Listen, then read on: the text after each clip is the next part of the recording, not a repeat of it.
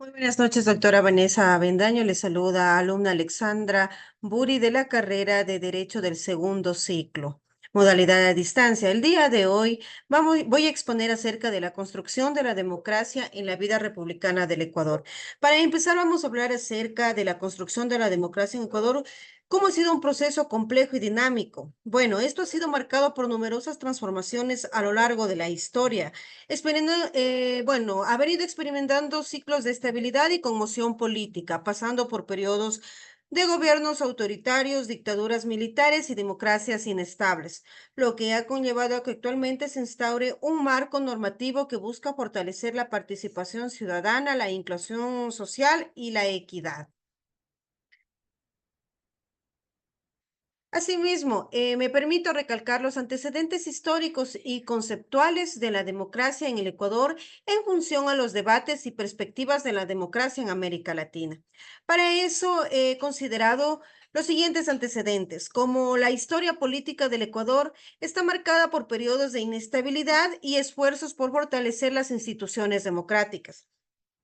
Los antecedentes históricos de la democracia en Ecuador en perspectiva a la democracia en América Latina pues reflejan un proceso turbulento y evolutivo a lo largo de los siglos.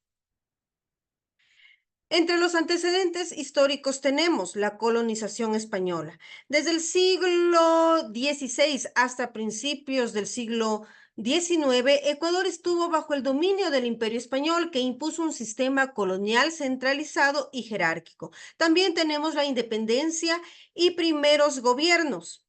Significa que Ecuador alcanzó su independencia de España en el año de 1830. Como otro antecedente importante tenemos gobiernos autoritarios y movimientos sociales. A lo largo del siglo XX, Ecuador alternó entre gobiernos democráticos frágiles y periodos de dictaduras militares. Tenemos también la Constitución de 1998. Antes de la Constitución de 2008, Ecuador promulgó una nueva constitución en 1998 que introdujo algunas reformas, pero no logró abordar completamente las demandas de participación y representación de la sociedad civil y los sectores populares. Tenemos la Constitución de 2008 y los avances democráticos. La Constitución de Montecristi ha tenido un impacto significativo en nuestro país, promoviendo una mayor inclusión y participación ciudadana en el proceso democrático. Sin embargo, enfrenta desafíos continuos, como la implementación efectiva de estos mecanismos. Además, la corrupción y la polarización política continúan siendo obstáculos importantes para la plena realización de los principios democráticos establecidos en esta Constitución. Los desafíos y perspectivas actuales. Desafíos persistentes. A pesar de los avances, Ecuador enfrenta desafíos significativos como la corrupción, la inequidad social, la polarización política y la debilidad institucional. Tenemos también las perspectivas latinoamericanas. Ecuador comparte desafíos comunes con otros países de América Latina en términos de consolidación democrática, influenciando por movimientos sociales, cambios económicos y el papel de la comunidad internacional en la promoción de la democracia y los derechos humanos. Pero bueno, vamos a profundizar un poco más. Vamos a conceptos como la democracia. La democracia es un sistema político en el cual el poder reside en el pueblo, quienes ejercen la soberanía a través de la participación en la toma de decisiones, ya sea directamente o mediante representantes elegidos democráticamente. Vamos a hacer la referencia de la democracia en América Latina. La democracia en América Latina ha sido un tema de continua transformación y debate a lo largo de su historia, desde la final de las dictaduras militares en muchos países hasta el surgimiento de movimientos sociales y reformas constitucionales. La región ha experimentado una evolución significativa hacia sistemas políticos más abiertos y participativos. La democracia consensual y discursiva. La democracia discursiva se divide en la democracia consensual. Esta democracia se basa en la idea de que la democracia no debe limitarse únicamente a la decisión mayoritaria como principio fundamental de legitimidad política, sino que también debe incorporar mecanismos y principios que promuevan la inclusión, la deliberación racional y el respeto por la diversidad y la disidencia. Tenemos también la democracia discursiva. La democracia discursiva es un concepto normativo que enfatiza el papel central del diálogo público racional y la deliberación democrática en la toma de decisiones políticas.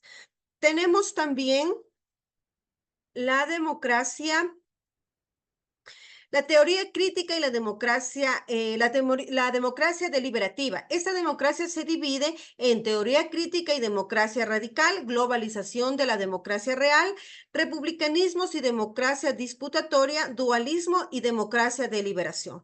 La teoría crítica y la democracia radical. Para ampliar un poco este concepto, me permito acotar que esta teoría busca ampliar el ámbito de la democracia más allá de los límites formales de los sistemas políticos existentes, enfatizando la necesidad de igualdad, justicia social, autonomía local, transparencia, mientras critican las estructuras de poder que perpetúan la desigualdad y la exclusión. La globalización y la democracia real. La relación entre estos dos conceptos es un poco compleja. Por un lado, se argumenta que la globalización facilita el acceso a nuevas ideas y tecnologías que pueden fortalecer la democracia al promover la transparencia, la comunicación y la rendición de cuentas.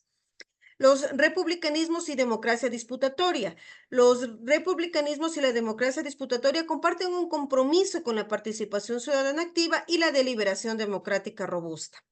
Mientras que el dualismo y la democracia de liberación proporcionan un marco teórico para comprender cómo las estructuras de poder y dominación operan en la sociedad, creando desigualdades y limitando las oportunidades a los individuos y grupos oprimidos. Tenemos también los puntos de fuga de la democracia. Estos puntos de fuga de la democracia son importantes. ¿Por qué? Tenemos la democracia y el estado de excepción, que bastantes veces se da en nuestro país, la utopía y la pospolítica y el éxodo de la construcción de la esfera pública no estatal. La democracia y estado de excepción significa que la relación entre democracia y estado de excepción plantea un desafío fundamental para los sistemas políticos contemporáneos, mientras que la democracia busca la participación ciudadana y el respeto de los derechos individuales dentro de un marco legal. El estado de excepción implica la suspensión temporal de ciertos derechos y garantías bajo circunstancias extraordinarias. La utopía y la pospolítica. La pospolítica es un concepto más contemporáneo introducido por Salvador Zieck y otros pensadores críticos. Este pensador se refiere a la idea de que en la era actual la política tradicional centrada en el conflicto ideológico y la lucha por el poder está siendo suplantada por un consenso aparente entre las principales fuerzas políticas. Ahora, del éxodo a la construcción de la esfera pública no estatal. La acción política desarrolla un carácter público del intelecto por fuera del trabajo, y esto solo es posible a través de una política de la multitud postprodista que sea capaz de construir espacios políticos de intelecto común, una república de la multitud. La multitud no es otra cosa que una forma de existencia política que persigue de una manera activa y creativa la construcción de nuevas formas de vivir la democracia, una democracia no representativa y extraparlamentaria, que niega el problema de la unidad política, Estado y voluntad general del pueblo. Las transiciones de democratizaciones y democracias en América Latina. Debates y perspectivas de la democracia en América Latina. Bueno, esto en sí se define que se refleja la búsqueda de sistemas políticos más inclusivos y participativos, resaltando la importancia de la sociedad civil y los movimientos sociales en la construcción de democracias robustas y representativas de la región.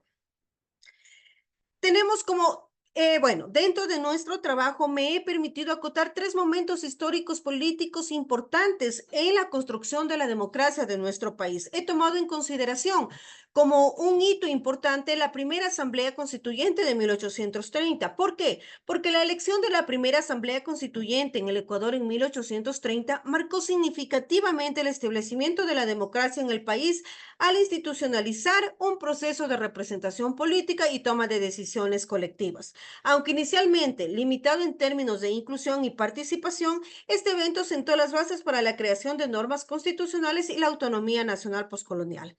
Como segundo hito importante, tengo el retorno a la democracia en 1979. Mi argumento es que después de varios periodos de régimen militares intermitentes, las elecciones generales de 1979 marcaron el territorio a la democracia en Ecuador. Esto representó un restablecimiento de las instituciones democráticas y el inicio de un periodo de transición hacia un gobierno civil elegido por el pueblo. Y como tercer y último hito importante, considero la aprobación de la Constitución de Montecristi del 2008. La aprobación de una nueva Constitución de Montecristi en 2008 marcó un hito trascendental para la vida democrática de Ecuador al introducir cambios profundos y significativos en el ordenamiento jurídico y político de nuestro país. Esto es todo en cuanto tengo que acotar, estimada doctora, de mi trabajo en torno a la democracia y acerca de los mecanismos de democracia y en torno a la construcción de la democracia en la vida republicana del Ecuador. Muchas gracias, doctora.